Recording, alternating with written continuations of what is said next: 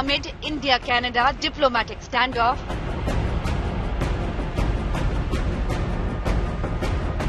Indian action has visible effect. 5 protesters at Khalistan protest. Property seized, OCI cards next.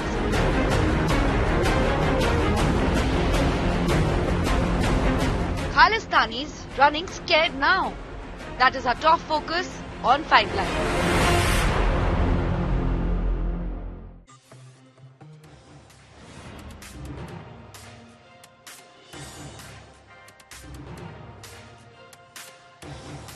It's been 1 week, viewers, since Justin Trudeau, the Canadian Prime Minister, made outrageous allegations looking to link India and the Indian government to the gangland killing of a Khalistani terrorist who was mixed up with gangsters and the mafia there in Canada. Well, in this 1 week, not only has India Today emerged once again as the most watched channel on a story that India cares about, but I am going to take this occasion of 1 week to reveal even more about Canada.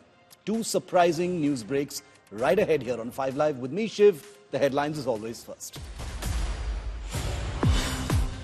From slow police response to how witnesses weren't even questioned, the big inside scoop on Khalistani terrorist Hardeep Singh Nijjar's murder reveals how the Trudeau government embarrassingly has been botching up this murder probe that they've tried to link India to.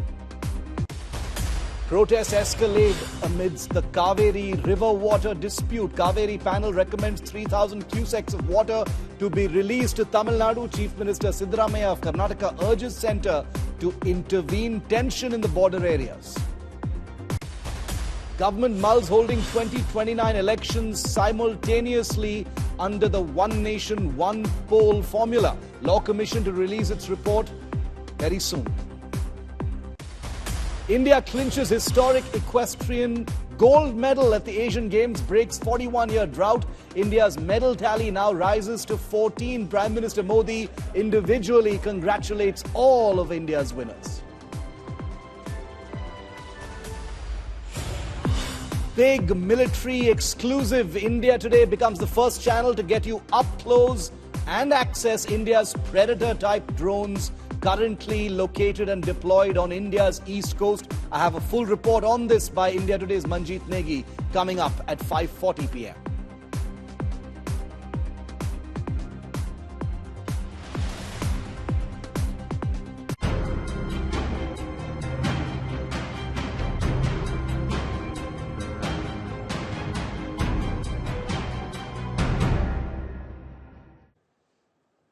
India has blocked all visas to Canadians, not just in Canada, but elsewhere in the world as well. India has seized the properties of Khalistani terrorists and gangsters and criminals. India is now moving to block and cancel the OCI and PIO cards of Khalistani terrorists under the protection of the Canadian government, living under the guise of Canadian citizenship. 2 images that I want to bring to your screen that, in my view, depict the real and visible impact of these Indian actions. On this side of your screen, viewer, are what Khalistani protests looked like a few weeks ago.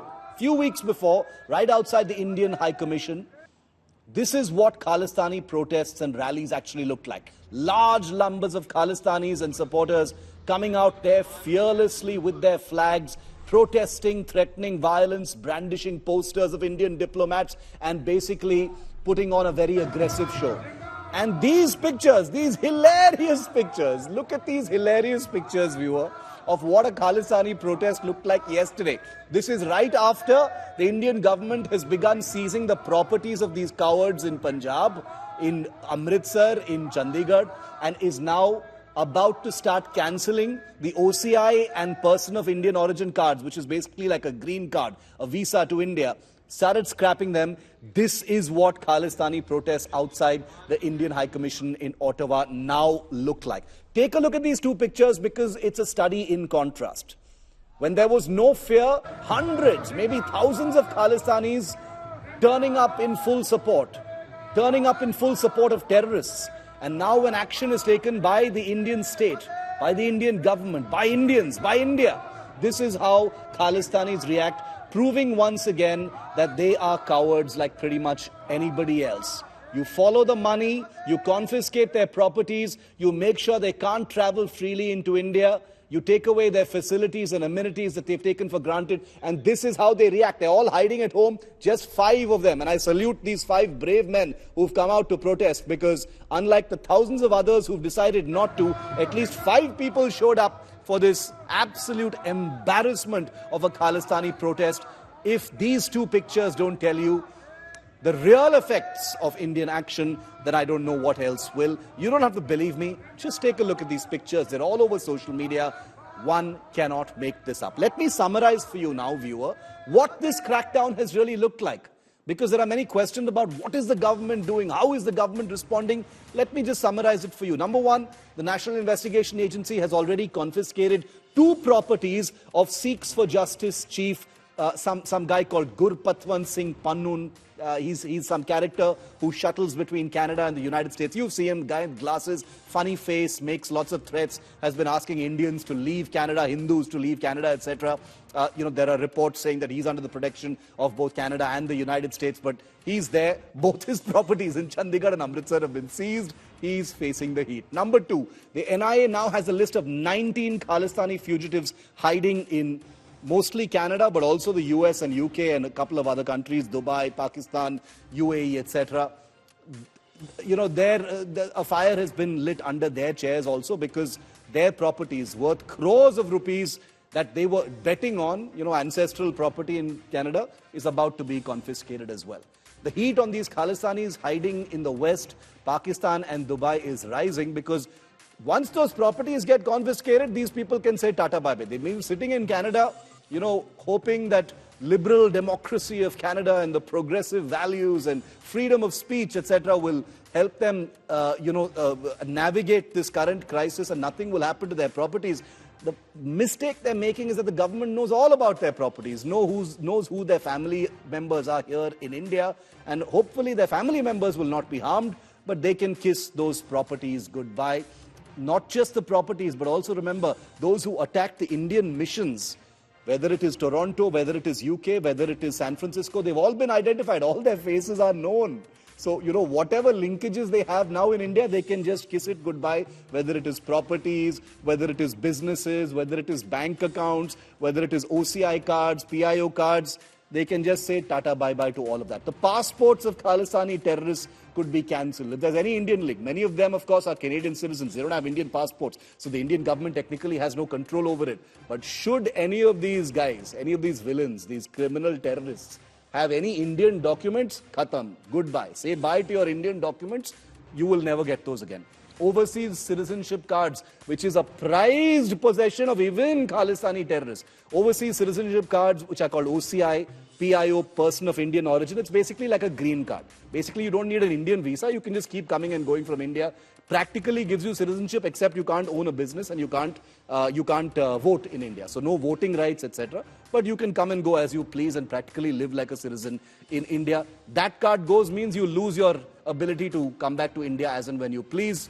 Number 8, information on Khalistanis to be shared with airports. So many of them could be on no-fly lists. Their to and fro travel from any place could be severely hampered, because obviously not every country in the world is a terror protector or a terror safe haven like Canada. So this is incredible, and I want to put those images back on our screen, the before and after of the numbers. This is hilarious. Gaurav Sawant is with me. Kamaljeet Sandhu is also with me. She's been reporting from Punjab on many of the seizures of some of these properties. Gaurav and Kamal, am I wrong in interpreting these images as a visible effect of Indian actions? I mean, Gaurav, to you first, 5 Khalistanis, 5 turned up for a protest which was advertised in a big way on social media. Bada karenge, the response to the Indian action. Who do they think they are? 5 guys turned up in Ottawa. Gaurav. Shiv, you're spot on. Strong action taken by Government of India, and announcing that more action would be taken, as Kamaljeet has very rightly reported. one of the faces of this Khalistani terror, both in the United States of America and in Canada, is Gurpatwant Singh Pannu. And when his properties get confiscated, when his accounts, when details, the government starts looking at all those financial links of how money is coming into India, how money is being funneled into India, how it's all about extortion, gangs operating in the name of Khalistan. So only the shop name is Khalistan, the merchandise inside, more than terror, is gangsters and extortion and money-making racket. All of that gradually coming to the fore. That is why the true faces of those Khalistanis are getting exposed in Canada. And this is just the beginning, Shiv. The moment those faces are then identified and passports and OCI cards and all those links start getting cancelled, then they will realize how these people, even in Canada, in case there's a real investigation, they will figure out how they're involved in human trafficking, extortion and mafia-like hits, even in Canada, Shiv. And, you know, Kamaljeet's unbelievably disturbing report about the manipulation of innocent Punjabi youth by some of these Khalistani groups is going to come up in a short while from now. I'm going to play that full report by Kamaljeet for you in a moment. But Kamal, you know, between Amritsar, Chandigarh and other places, you know, the seizure of properties of people like Gurpatwant Singh Pannu and probably even more properties in the next few days ahead, it is having a telling effect. Because these are the material possessions, you know, which are valued at crores of rupees that belong to some of these people hiding from the law, fugitives in Canada. Obviously, it's going to have an effect on them, Kamal. What are you seeing from the ground?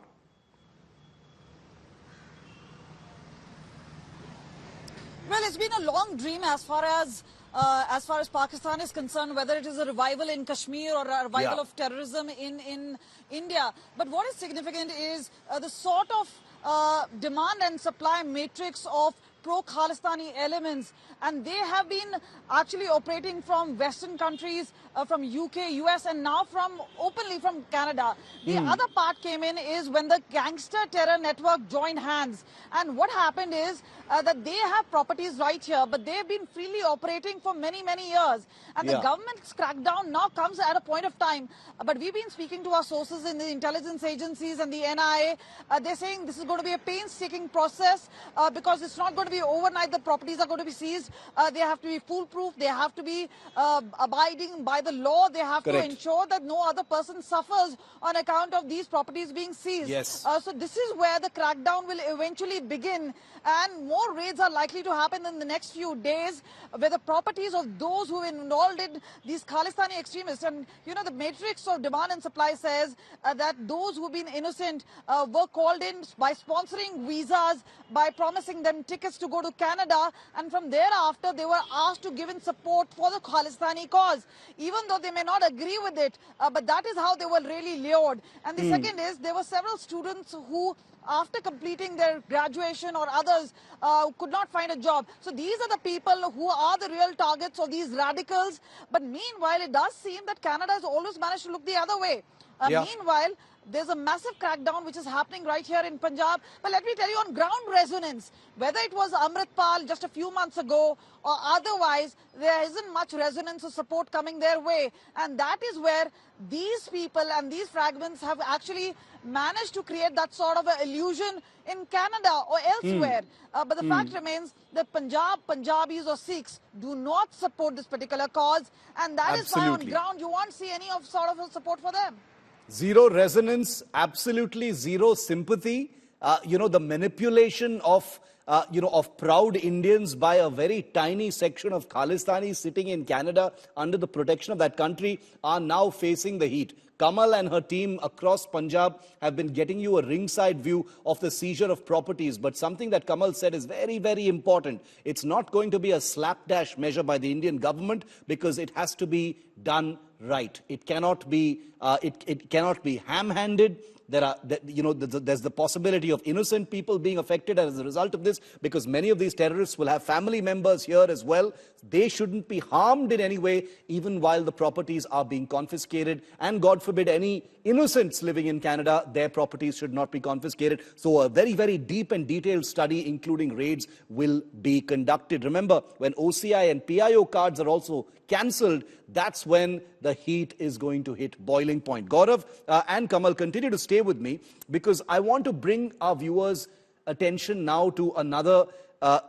This would be hilarious if it wasn't so serious. Exactly 1 week ago, viewer, the killing of this man 3 months ago was blamed in an oblique manner on India by Justin Trudeau, the Canadian Prime Minister.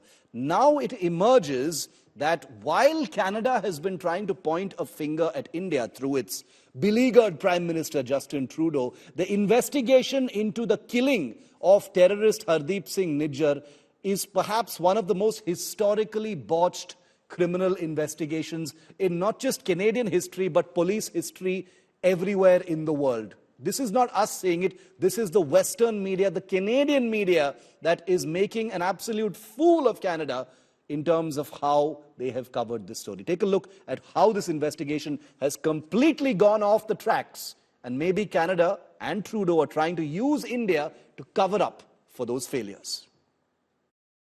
Canadian security agencies have been actively pursuing credible allegations of a potential link between agents of the government of India and the killing of a Canadian citizen, Hardeep Singh Nijjar. An allegation that India vehemently rejected from the very beginning. Accusations regarding the murder of Hardeep Singh Nijjar, the Canadian government contends, were partly based on intelligence shared by a key member of the Five Eyes alliance. In an unexpected turn of events, a Washington Post report has now turned those very allegations on their head. The Washington Post report, relying on CCTV footage and witness interviews, suggests possible lapses in policing and intelligence on the day of the killing at the Gurdwara in Surrey. Investigators failed to adequately inform members of the local Sikh community about their inquiry into the June 18th killing.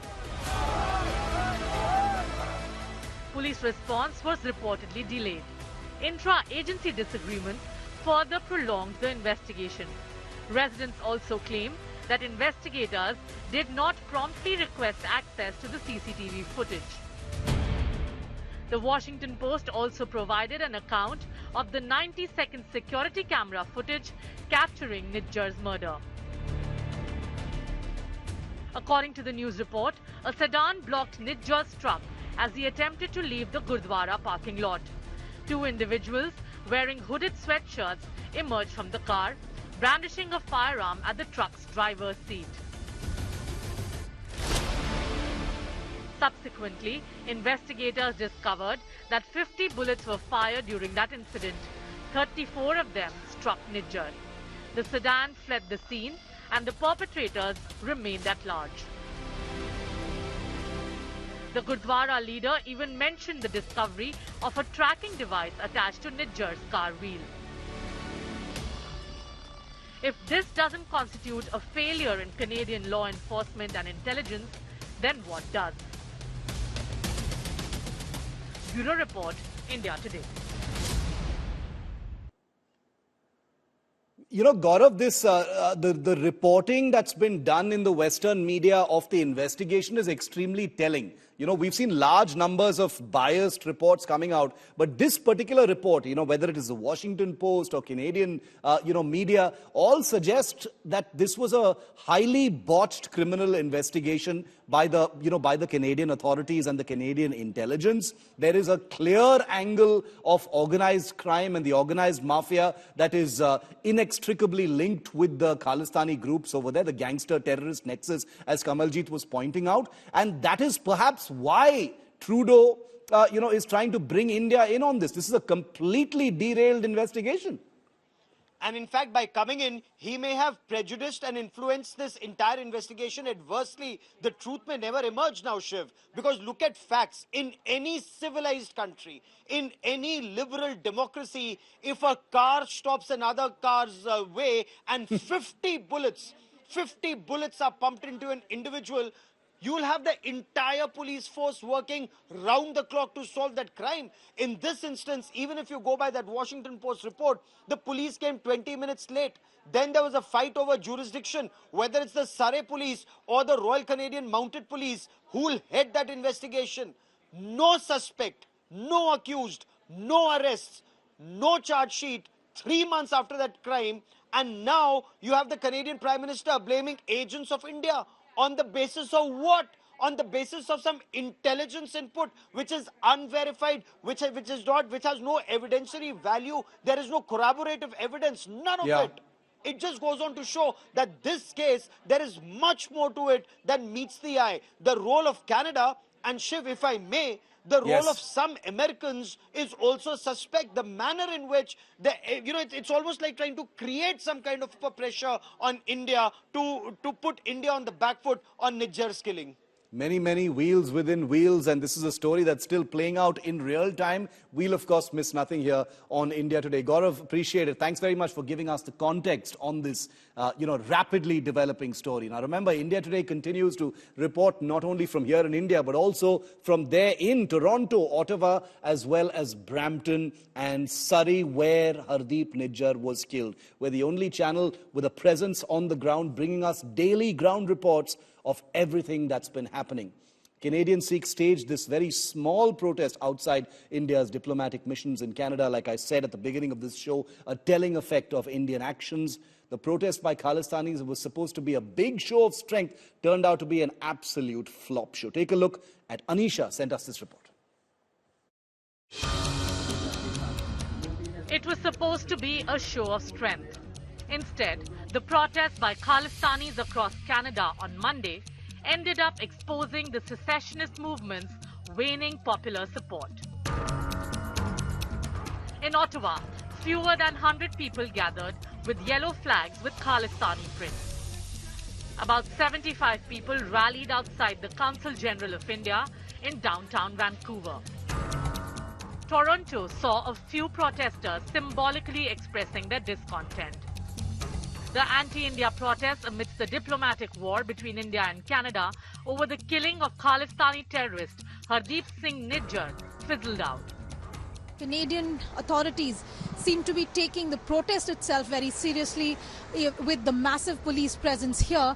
The actual number of protesters here is just about 4 or 5 people who are at the moment, as you can see in the visuals, surrounded by media persons asking them questions. There is more police and media than any protesters. I'm outside the Indian consulate in Vancouver, and as you can see, protesters of the Khalistani movement have gathered there.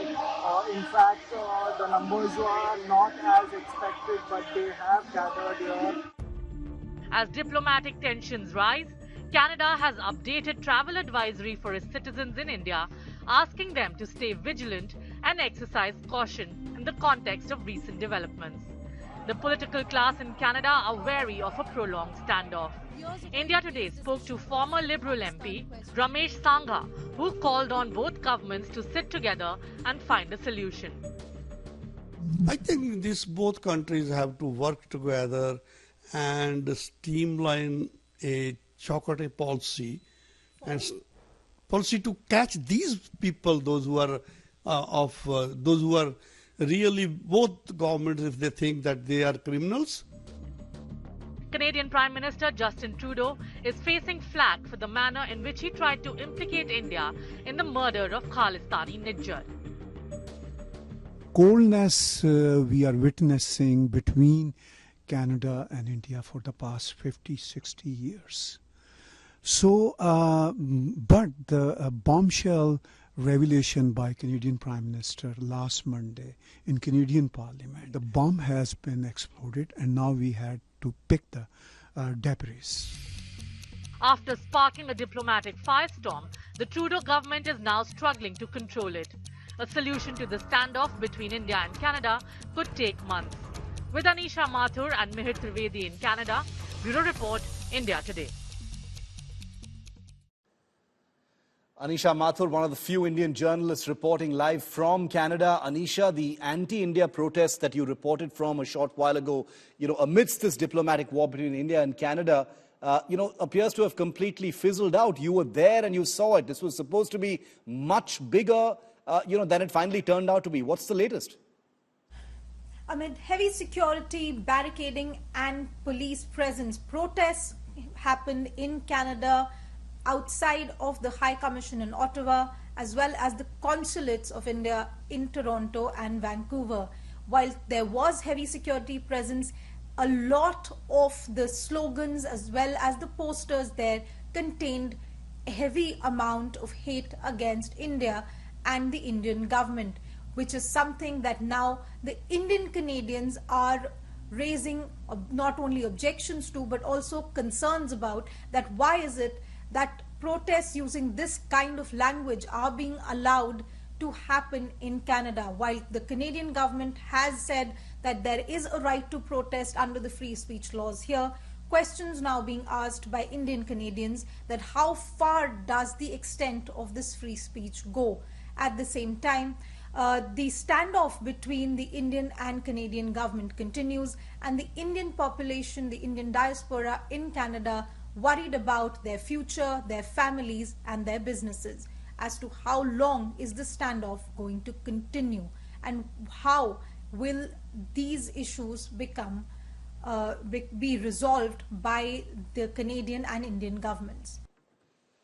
And now about how Khalistani groups have been manipulating and enticing Punjabi youth from Punjab in India to go and join the ranks over there. Amidst this India-Canada standoff, India Today breaks down how Khalistani proponents sitting under the protection of Canada have been luring Sikh youth living in Canada. In exchange for money and other benefits, this K-Army recruits young, innocent Indians to carry out anti-India activities in Canada because they've got no prospects there in Canada. Take a look at this detailed, exclusive report by Kamaljeet Sandhu.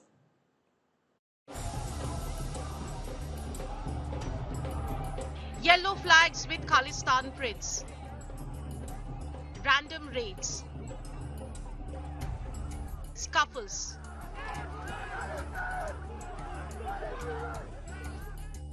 The real authors of these Khalistani activities seek to project them as expressions of a political demand.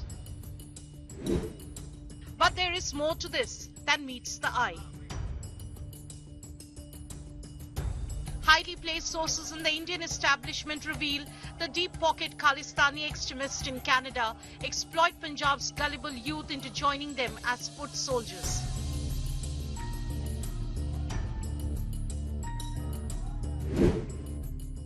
The likes of slain Canadian Khalistani Nijjar and his associates would often sponsor Sikh youth from Punjab for medium-skilled jobs like plumbers and truck drivers.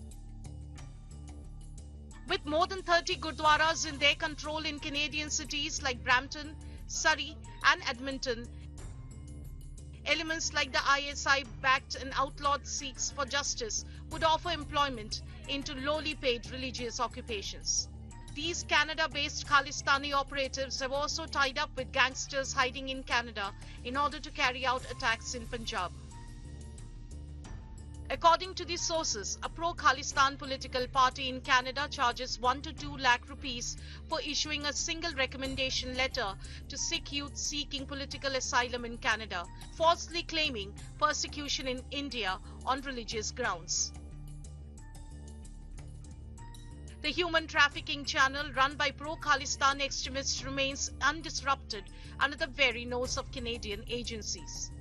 With Kamaljeet Sandhu, Bureau Report, India Today.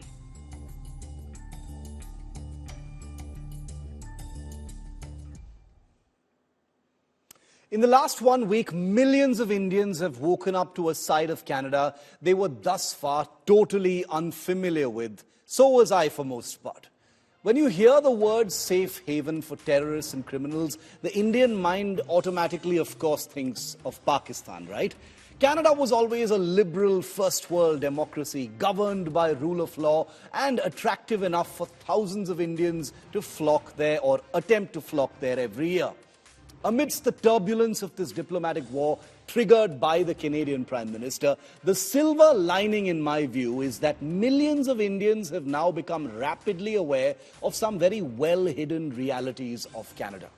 By now, it is more than clear to all of us that Canada has been an active and willing protector of Khalistani terrorists and criminals, including Hardeep Singh Nijjar, whose death has sparked this current India-Canada face-off. You're also fully aware of how Canada has explained away dangerous Khalistani threats to Indian diplomats and nationals as freedom of speech. But what you perhaps don't know is that Canada doesn't only protect terrorists and criminals wanted by India, but many other countries as well. Let me explain. Did you know, for instance, viewer, that Lieutenant Colonel Noor Chaudhry, the Bangladesh army officer convicted in the assassination of the father of Bangladesh and its sitting president Sheikh Mujibur Rahman in 1975, has been living a protected life in Canada since 1996? Did you know that? Since 1996. Bangladesh has tried repeatedly to get Lieutenant Colonel Noor Chaudhry extradited, but Canada has flatly refused repeatedly.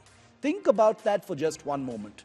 Lieutenant Colonel Noor Chaudhry went through a full trial, was indicted under Bangladesh law and sentenced to death for the assassination of the founding president of the Bangladesh Republic. His crime? Using a machine gun to murder the founder of Bangladesh, along with virtually his entire family in their home. And the only reason Lieutenant Colonel Noor Chaudhry is still alive is thanks to Canada. So Canada's reputation as a liberal democracy and a vanguard of liberal values is completely hollow.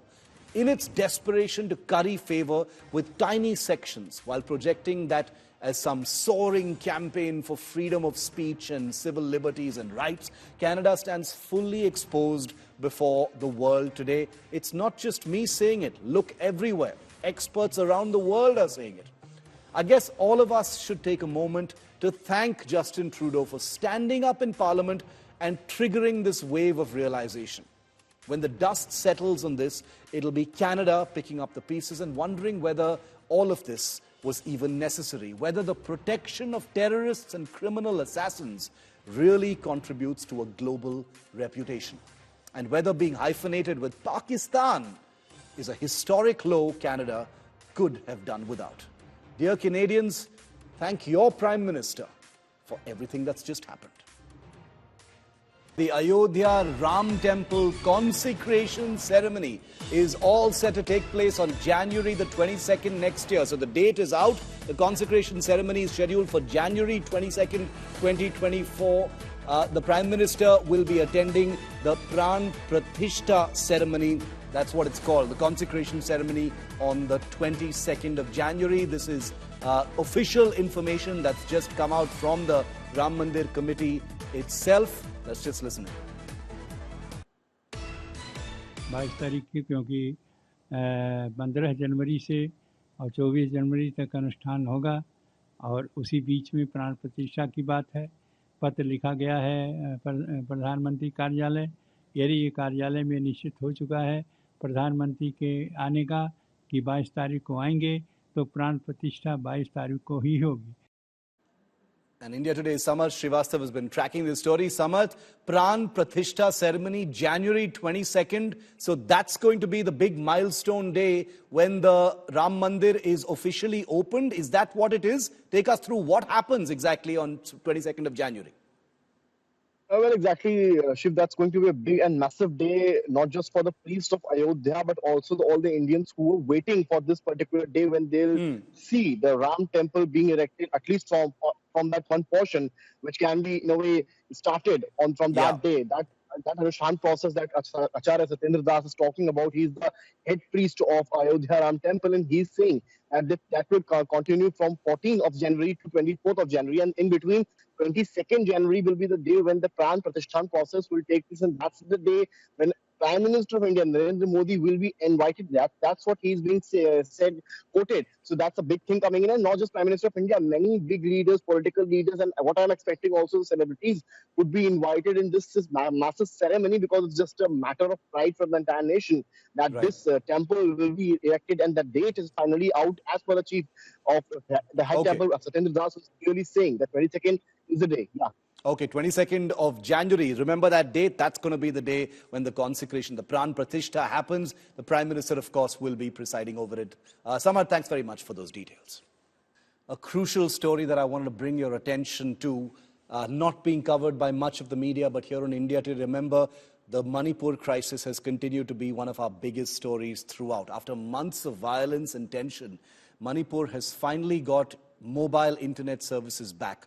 But just days later, the photographs of the bodies of 2 missing students have emerged now and sent out a wave of horror and shock, a reminder of the kind of violence that has been perpetrated. The pictures of these 2 Manipuri students who were reported missing since July the 6th have surfaced on social media. The photos appear to be before, when they are seen sitting on a grassy area with 2 soldiers behind them.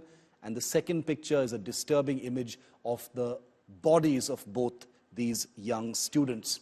One of the pictures shows the 2 students sitting on a grassy compound, while 2 armed men, as you can see, can be seen behind them. In the second picture circulating on social media, the bodies of the 2 students can be seen right there in what looks like the same place. The students have been identified as 17-year-old Hijam Linthoi Gambi and 20-year-old Fijam Hemjit, and we hope justice will be served.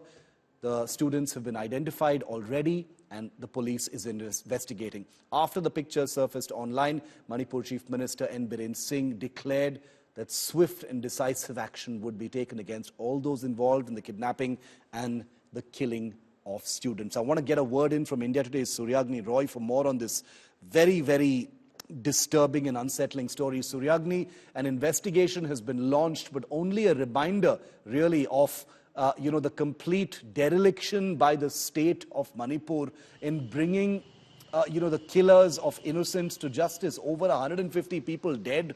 We've seen the viral images from Manipur. Here's the very latest. They come just days after internet was restarted in Manipur. The pictures of these 2 young students, Suryagni. Shiv, extremely tragic a story, because when internet came back, we that was a relief. That was a point of relief for everyone in that state, because even I was there in Manipur and covered it as well. The non-presence of internet was a major issue for everyone. Even back then, we had spoken to students and all who were having a hard time even to prepare for their examinations. Now, when the internet services were they were brought back to normalcy, this particular photograph, it went viral, these 2 students were missing since the first week of July, around 6 to 7. That's what it has surfaced. The images brought back all the sentiments of the violence that had erupted in that first couple of days in Manipur. Now, an inquiry by the CBI has been asked for by the Chief Minister's office, and as that press release reads, Shiv, that the perpetrators of this particular crime will be taken to task, and an independent inquiry will happen to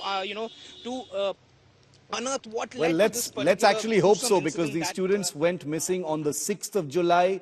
These pictures have only emerged a few days ago. Nobody knows who the killers are, whether these pictures will lead to their arrest. An investigation is on, and it's been handed over also to the CBI. Will the killers be brought to justice? We do not know, but only a ghastly, disturbing reminder of how much has happened in Manipur away from the gaze of the nation and the dereliction of duty of the authorities there in the state. We'll keep a very close eye on this developing story and tell you more about what happens with that investigation. Suryagni, thank you very much for that. These are India's most advanced drones, and nobody outside the Indian Navy has actually seen them until now. India Today's Manjeet Negi gets first and exclusive access to our Sea Guardian drones in operation by the Indian Navy for over 3 years, with nobody really knowing about it. Watch this super exclusive from the east coast of India.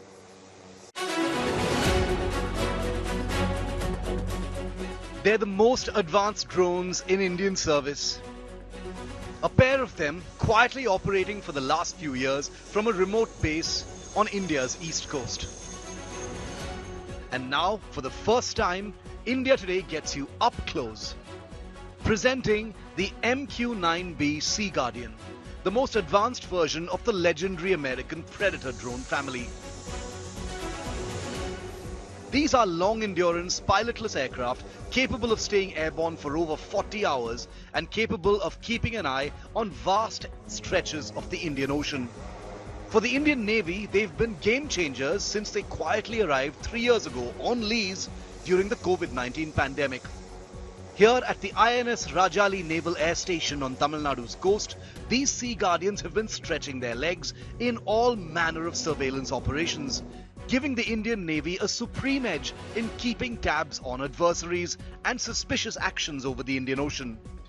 India Today, as always, the first network to be granted full access. इस वक्त भारतीय नौसेना अपने रजाली naval base पर 2 predator drone का इस्तेमाल कर रही है। ये प्रीडेटर ड्रोन एक बार में 4000 किलोमीटर से ज्यादा की दूरी तक निगरानी कर सकते हैं, यानी कि पूरे भारतीय समुद्री सरहद की निगरानी कर सकते हैं। और जहां तक मारक क्षमता की बात है, हेलफायर मिसाइल से लेकर तमाम अत्याधुनिक मिसाइल से इसे लैस किया गया है। प्रीडेटर ड्रोन को आसमान से मौत बरसाने वाला ड्रोन कहा जाता है और इस वक्त ये दुनिया का सबसे घातक और कारगर ड्रोन माना जाता है।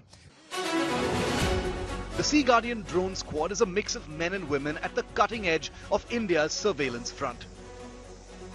जैसे कि अब इंडियन आर्मी में, एयरफोर्स में, नेवी में भी हर जगह महिला ऑफिसर्स आगे बढ़ चढ़कर अपनी रिस्पॉन्सिबिलिटीज़ को पूरा कर रही हैं। मेरे लिए भी ये बहुत गर्व की बात है कि मुझे इसमें काम करने का मौका मिला और मैं अपनी रिस्पॉन्सिबिलिटीज़ को और अच्छे तरीके से पूरा करने की पूरी कोशिश करती हूँ।